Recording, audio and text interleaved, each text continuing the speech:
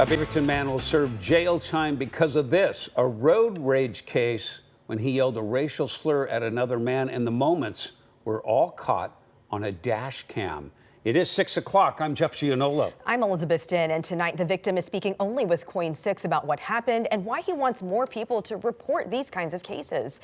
Going beyond the headlines tonight, Joelle Jones has much more with this exclusive story.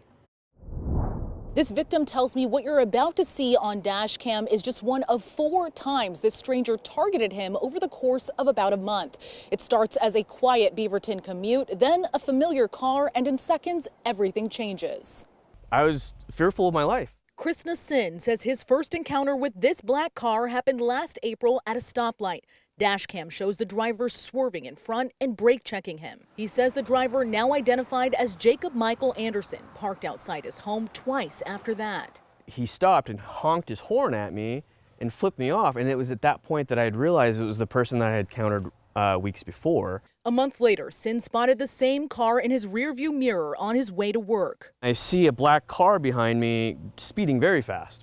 And then he tries to pass me on the right-hand side, and he ends up sideswiping my truck as well as hitting a parked car on the road there. He gets out of the car and he comes directly towards me saying, "You effing do you know how to effing drive?"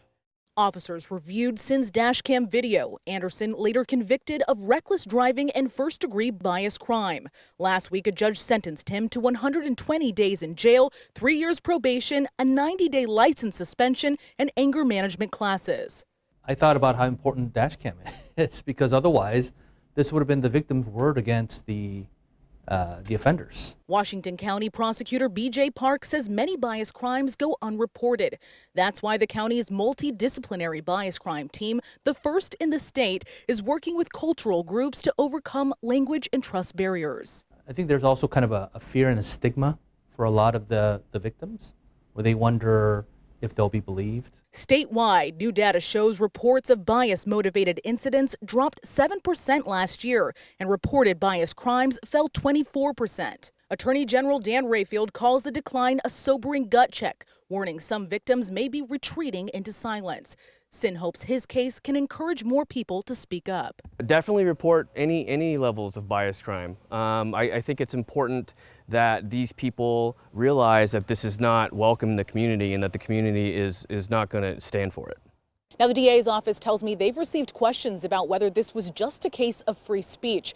Park tells me while speech is protected, when a person's race, gender, or other protected class plays a role in threats or harm, that's a bias crime. He encourages anyone who thinks they may have been a victim to contact the bias crime hotline. And of course, we have that for you at KOIN.com. Reporting in Hillsborough tonight, I'm Joelle Jones, KOIN 6 News.